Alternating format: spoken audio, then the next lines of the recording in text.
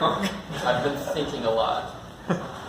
Okay, so we all want to feel good as much of the time as possible, and that requires sustainability, which requires more things than just like basic pleasures. And we have this concept of meaning that's really good, and this is a really good book about meaning. And here's this thing that some people say is a Japanese concept. Maybe it is. Hopefully it really is. But you combine all of these different things that are really hard to balance together. Some of them are contradictory, but apparently there's this thing in the middle called ikigai, which is like the best way to feel, and we want to feel that way all the time. And so, you know, like how? Things that you can do that are meaningful.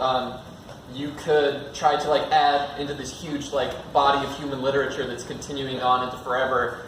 Leave something so you'll be remembered after you die.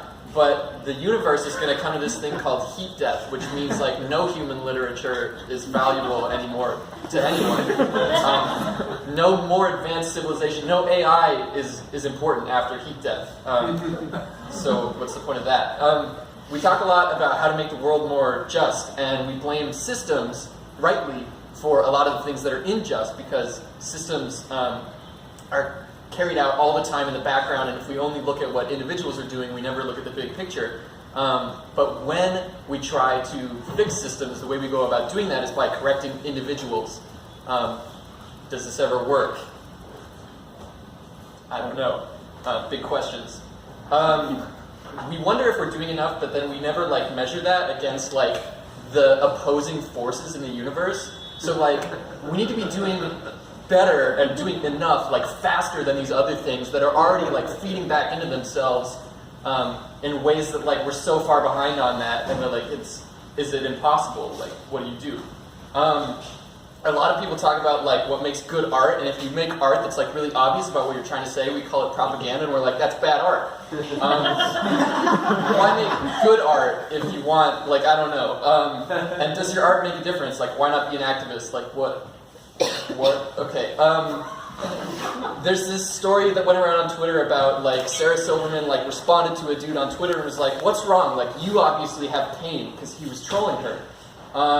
And I thought about that, and I was like, if we all just did that all the time, like bad people just, you know, get free service, like.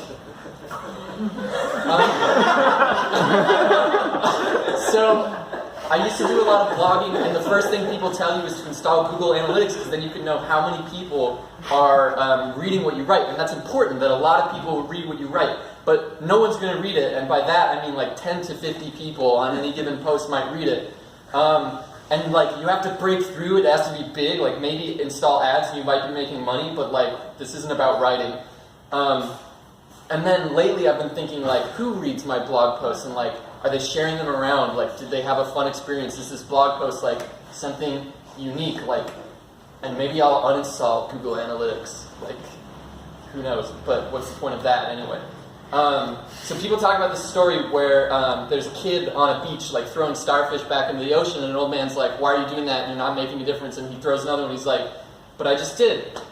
To that one. But like, starfish, like, who even knows if they're like thinking anything or feeling anything? Like, why should we be saving starfish when there are humans dying? Why should we be putting our money into cancer research when we could be putting it into third world countries where less money saves more lives quantitatively? There's this field called effective-altruism, which is really cool. And so can we apply that to starfish? And like, the best thing to do would be to get onto plow trucks and like plow all the starfish back into the water. But then what would be the environmental impact of that? I don't know. And I never stopped to think like, what's the scope of this talk? And like, time is an illusion, and there's no point. So like, what is any of this? Thank you.